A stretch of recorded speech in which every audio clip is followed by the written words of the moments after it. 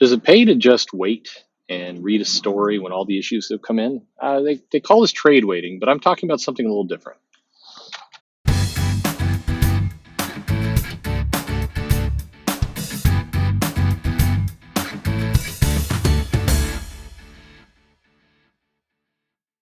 Hey there, this is Perch. I've had this interesting experience. I don't know if any of you have ever had it too, where there's a comic and I've enjoyed the run. I enjoy it month to month, kind of picking up, kind of wondering where it will go.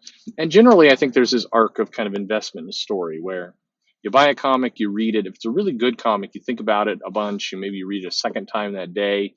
Maybe it sits kind of near you, and you pick it up a couple days later and you read it. But invariably, you kind of stop reading it for 3 weeks, 4 weeks, whatever it takes for the next issue to come out. And again, if it's a story you're really, really excited about, you probably, it's new comics come out on Wednesday. So on Tuesday, you pick up that last issue, you read it again, kind of familiarize yourself with the story and kind of remember what's going on, get that emotion kind of churning. And that's how the month by month game tends to work. The thing that kind of I think is the trap for publishers, creators, or anybody telling a story is that 3 weeks to 4 weeks kind of in between, where you may think about the story from time to time, but you're probably not going back to the comic. You're not reading it again and again and again. It's there's this delay factor for the next issue to come in, and I think that's one of the reasons, by the way, that Hickman's X-Men run, the House of X, Powers of X, did so well, is because it was coming out weekly. So it was just go, go, go, go, go. We had 12 issues that just one followed the other, followed the other. And if you think about those 12 issues spread out to a year, it'd be a good comic. And I think it wouldn't take away anything from the creativity of it, and people would still be certainly excited about it. But I highly doubt the sales numbers would have been anywhere close to where they were because, was absence makes the heart grow fonder. Absence sometimes just makes the heart forget. And I think that's a little bit of what we'd see here of just, with that long a delay, people just tend to kind of forget a little bit about the momentum and the strength of the story. So, I think that there's this other way, which is a lot of people refer to as trade waiting, where you just kind of ignore the story, you force that long delay inside. You don't think about anything for 6 months to 9 months, and then the trade comes out, and you pick up and you consume that trade. I think that's that's a different way of reading comics, and that's fine, but it still is.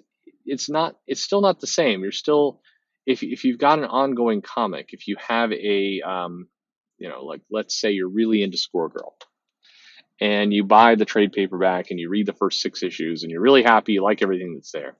You're then still waiting again another 6 to 9 months before you're going to get volume 2, and then you read through it and you get that. And there's plenty of writers who write for trade, meaning they try and give you a complete and cohesive kind of 6-issue run. But in the big scheme of things, now I'm talking about scaling back further. If you've ever been the kind of person who sat down over a weekend and read like 100 issues, or for me, I take a long plane ride and I can go through like 60 issues of comics in this long plane ride, especially if you're flying internationally, probably more than that. And that reading a big run kind of all at once. I read the digital copy of Invincible that way. I read the entire Invincible run over the course of a trip to Asia and back. And it was really enjoyable to read it that way, to read it just kind of one issue after another issue after another. You got a different kind of perspective about the story. You got a bigger picture. It flowed very nicely. You really got to immerse yourself in the characters, and you got a fondness kind of in your heart for what this comic was. And so, but trade waiting wouldn't give you that. Trade waiting is just kind of reading kind of more at one time, and then waiting longer, and then reading more at one time. And I think that's one of the things that comics, kind of as a medium, probably holds it back a little bit, is that you don't have the read an issue, then read an issue, then read it. You don't have that kind of rapid consumption. And people call it the Netflix model, where you get, what if you got a year's worth of comics all at once, and then you waited a year and got another year's worth of comics? Well, that can work too, I think part of the problem with trades is that, 6 issues. I was yawning there. My voice went all wonky there for a minute. 6 issues of trades at a time. It's just not. In today's standards, it's not enough story. It's like about 120, 130 odd pages, maybe 100, close to 140, maybe pages of comics.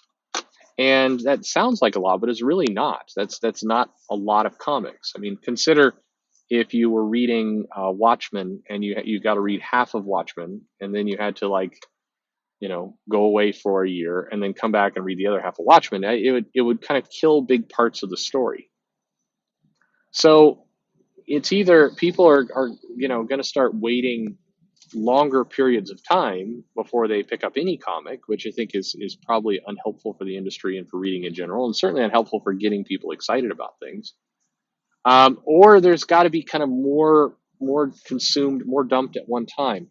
I mean, the reason why it works for a place like Netflix is that you're getting these series in there, and you're getting kind of 12, 13 episodes of a show, and then maybe 3 to 4 months later, you're getting 12 to 13 episodes of another show. When the Marvel Hero stuff was really rolling, unfortunately, by the time it really started rolling, it was clear that Marvel, MCU, and Netflix were distanced from each other. But when it was really rolling, about every 3 months, 3 to 4 months, you had another Marvel thing drop. And if you're a Marvel fan, that was probably good, but you still had that wait. And so what do you do in between? Well, you dip into the library of millions of, hundreds of thousands, at least, movies that you can consume. So there's always something for you to watch and consume. They had enough volume there to do that. The comic book equivalent is not really there. You certainly have Marvel Unlimited and services like that, but when you're reading, say, a comic, just one 20 page issue, and then you're kind of left to your own devices to go wander through a bunch of comics, it's not the same, and you don't have that variety, you don't have that big pickup. So I guess what is the point of this video? I'm asking myself at like whatever this is, the 10-minute mark, I don't know, 7-minute mark, that's not bad. The point of it is that we have to start thinking about different ways that people read and consume and enjoy comics. The old method or the current method may not be viable long term. I've done some future predictions. I didn't really touch on this, but there's got to be, I think hopefully there's some good lessons learned from this weekly 12 issue Hickman event. It's kind of 4 issues a month roughly, so you got about 3 months worth of comics. I don't know what it cost Marvel to lock down kind of those 2 artists, and of course Hickman to do the series. I think it's sad. For me, it's very sad to think that it's so unusual to have one artist locked in to do 6 issues in one go. I mean, it strikes me as bizarre that we've hit that point where that seems like a rarity to get 6 issues in a row of a high-end artist. And of the 2 artists that were picked for that series, they complemented each other. The styles, they're obviously different artists, but the styles felt very, very similar. It felt kind of aligned with kind of one artistic, pardon me, one artistic vision. It felt cohesive. If you put the 12 issues, if you read it in one big run, it doesn't feel like you're jumping all over the place. And so it matches up. But I hope one of the lessons learned there is that the way that attention and motivation and all the rest happened with this comic was because it had such a rapid fire approach to distributing the books. I think Absolute Carnage, it'll be interesting to see the sales numbers on it. I'll be very interested to see not just the main series and what it does. I do believe that issue 1 will sell bigger than issue 4. I think that's a given, even though there is a lot of attention around it. I do think we'll see sales decline, but more the tie-ins. So Marvel has tried to combat this problem, so has DC. But Marvel's done more events, so they're a better example. They tried to combat this problem by having kind of the core event book, and then a lot of tie-ins, a lot of books that are going to kind of extend the story. They're not required reading, but they're going to extend the story. And if I'm an executive sitting in Marvel right now, I'm probably sitting around a table saying, you know what, why why do we make the tie-ins not necessary for the story?